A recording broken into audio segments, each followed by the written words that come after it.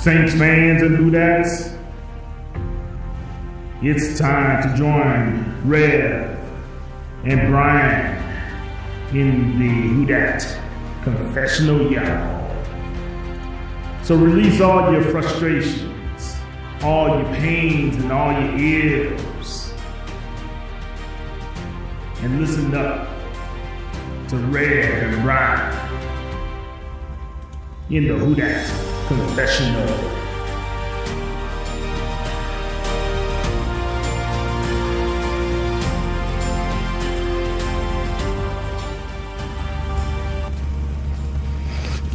All right, good evening, everybody. Welcome to Who Dat Confessional with me, your host, Rev, and Bryan Bienemy will be joining us shortly. Man, do we have a night of talk to do. We just witnessed, at least we did a few hours ago, 20 hours ago to be roughly the same, maybe about 24. What a game against Atlanta. And I do not say that in a positive light. I do not say that lightly. But what a game that was against Atlanta.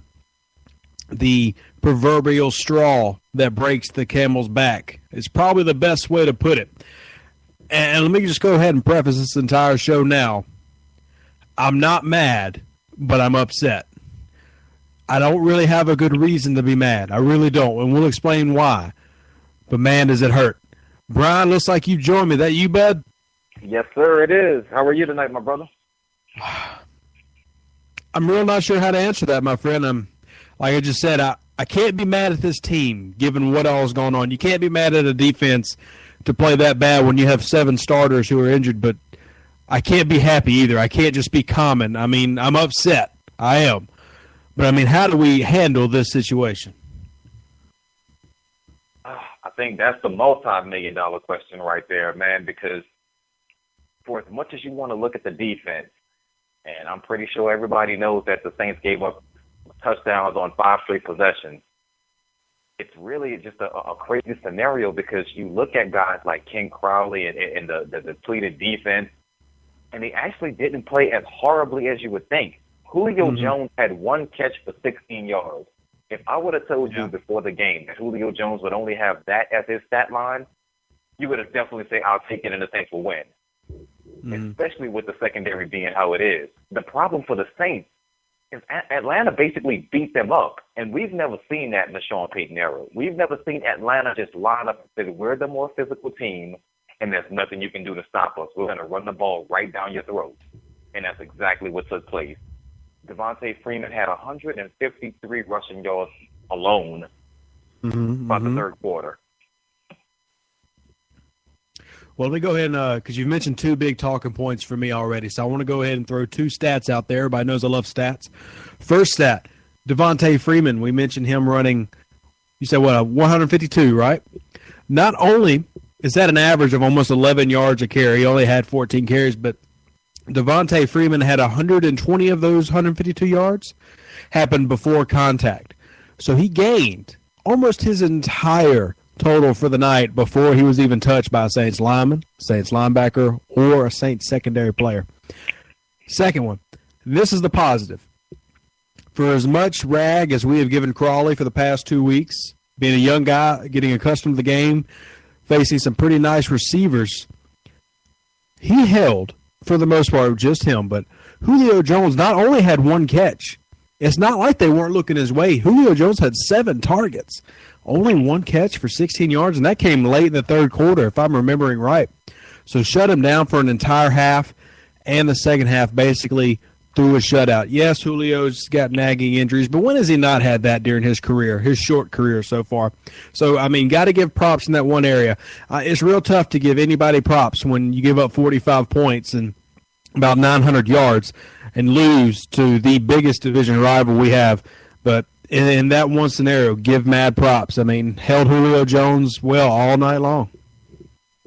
Absolutely, man. I mean, you know, the craziest thing about Ken Crowley is for as much as we've kind of made him the scapegoat for Saints losses, and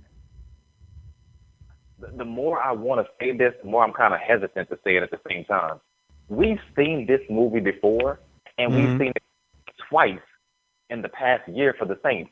for as much as everybody likes to prop up Delvin Breaux, and rightfully so, he's become a lockdown corner. The first 4 games of the season, Delvin Breaux was absolutely lost. I mean, it may have taken him the first 6 games, but you saw the progression. And it's the same thing we said about P.J. Williams. Once the light went on, he was a different player. And Ken Crowley, for as much as he's been getting victimized, he's not Brandon Browner. He's not Jason David. He's not any of the Saints corners that we've seen over the past, decade and a half or so, of guys who, instead of being in position, is 20 yards away from where the receiver is. It's not the case. Ken Crowley is right there, Johnny, on the spot. He just hasn't found a way to locate the ball and make that play when it counts. I mean, if you just take, for instance, the play he had against the Giants, it's not that he wasn't in position to make the play. Victor Cruz just made a hell of a play against him. Yeah. So with that being said, for Ken Crowley, man, there's a reason why the Saints coaches are trusting him, and one of 2 things are going to happen, Rev.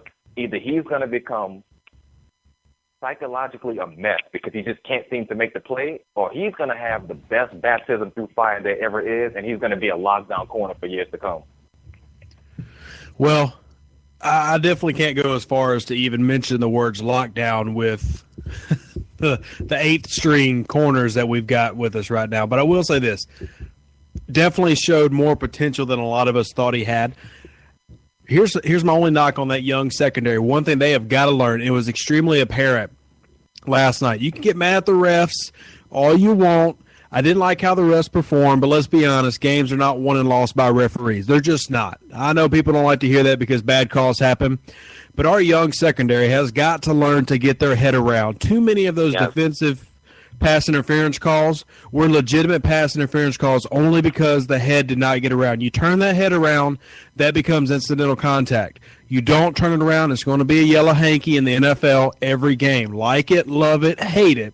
That's the NFL we're playing in. And hopefully they learn that, because a lot of those wishy-washy pass interference calls would have got called back had that look happen. And I'm not going to get mad at them. I can't expect people to just walk onto an NFL field, no matter how athletic they are, how long they've played it their entire lives. It's a different world when you start playing NFL football. So they've got to learn how to do that. They just got to learn. All rookie secondary players seem to have that same woe. I can't think of any off the top of my head. I'm sure there's some. There's always that one person who wants to call, this guy's great. I'm sure he is. But overall, every single secondary player has to learn that, and they got to learn it as well. So when they get that, a lot of that, those drives that kept going because of that and those extra yardage that they were able to get, that won't happen. It's very possible that this team only wins 4 to 6 games this year, but the second half of the season they look like a playoff team when everybody is hopefully healthy, everybody's playing young together. To me, I said last week, if they couldn't win this game, I'm taking them out of the playoff picture completely. Technically, they would do what no other NFL team has done if they managed to do it now. But that doesn't mean I stop loving the team. That doesn't mean there's still not great things to look forward to. And I think we're talking about that now. Some of this young talent, we haven't been able to talk about young defensive talent in a long time. That's very true. And the problem with the Saints is that you have a Hall of Fame QB who can't afford for you to wait until the defense catches up with his talent level. Yeah. And that's the biggest problem that I'm seeing for the Saints. I had a conversation today with Sharif Ishak of WDSU, and he and I were going back and forth about exactly what should be the course of action moving forward. And it's just simply the Saints don't have the luxury of waiting around. Drew Brees is not getting any younger, and they've already wasted so many years with those bad defenses. It's almost to the point where if the Saints should lose against San Diego, you kind of want to start thinking about other possibilities. Now, I understand for those who are going to be listening in that Drew Brees has a no-trade clause. Yes, I understand that. However, let's make one thing absolutely clear. Having a no-trade clause and not being able to be traded are 2 different things. Drew Brees at any given time can waive that no-trade clause and say, yes, I will do this. And for a team like the Denver Broncos that, pretty much are poised to win a championship now, you could possibly make a move there. Or a different team that Drew Brees might consider because they are in position to win a championship and they are just a quarterback away. Not saying it's going to happen because and Sharif brought this point to me, knowing Drew Brees and who he is and how he is, that stubbornness what does he call it? Annoying optimism. Yeah. That's going to make Drew Brees say, you know what? Yes, I could go to Denver. Yes, I could go to Seattle or somewhere like that and, play with a good defense and possibly win a championship.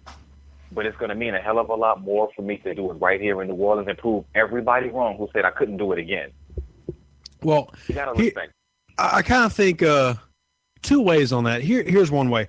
One, I think Drew Brees is a player in today's world because he really has that mindset of he's found his team. And I believe in my heart that he wants to be with that team and finish with that team. But the question arises is his love for the game stronger than his love for New Orleans? And don't take offense to any of this to my friends in the 504. I don't expect Drew Brees to place his love for New Orleans above his love of football. I don't. I won't be mad at him if he does, and it comes to a point where, say, next year or the year after, he still wants to play 3 more years. New Orleans says, we don't want you to do that for us for whatever reason. Maybe there's a replacement.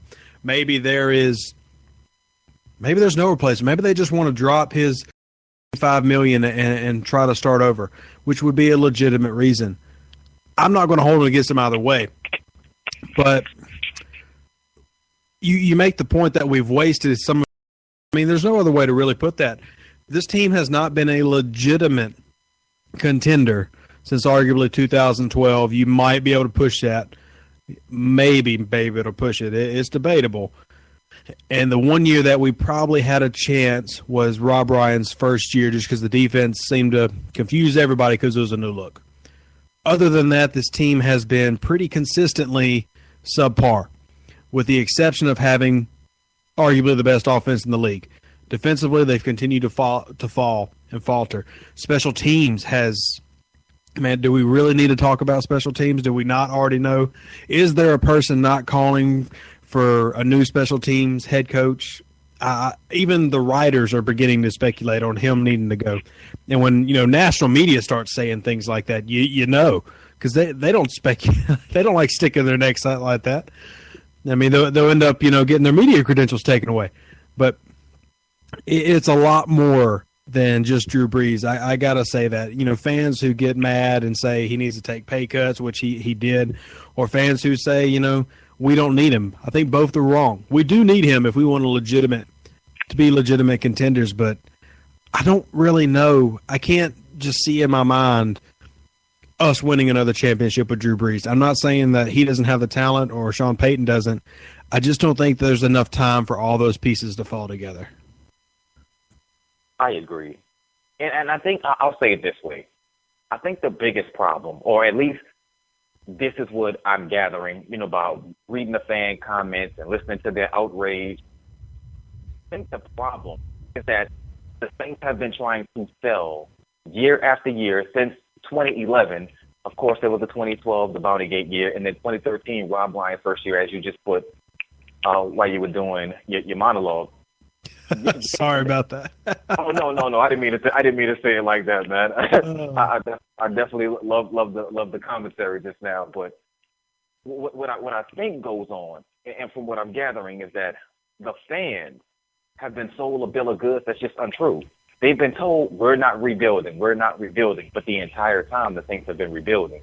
And I think it became a point to where, of course, in most cases, fans are like blind sheep. Whatever the team says is exactly what it is, and they will argue you to their very heart, core of their heart about exactly what's going on with the Saints because Coach told me this is what it is. Yeah. And it's kind of funny to see it that way, but what they're starting to realize is Coach lied to us.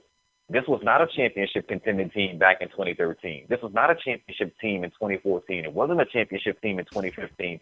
And those of us who were able to look at it with our third eye, we knew that all along. But of course, you're optimistic because you're like, you know what? If one or two things break here the right way, it's possible the Saints can do this. But realistically, you already know what team they are. I mean, if we want to use that type of lens, the drunk glasses, if you will. I mean, if we had 2 more linemen, Mark Ingram could run for 1,400 yards a year and almost a 5-carry average. I mean, if we had a Khalil Mack and an Anthony Barr,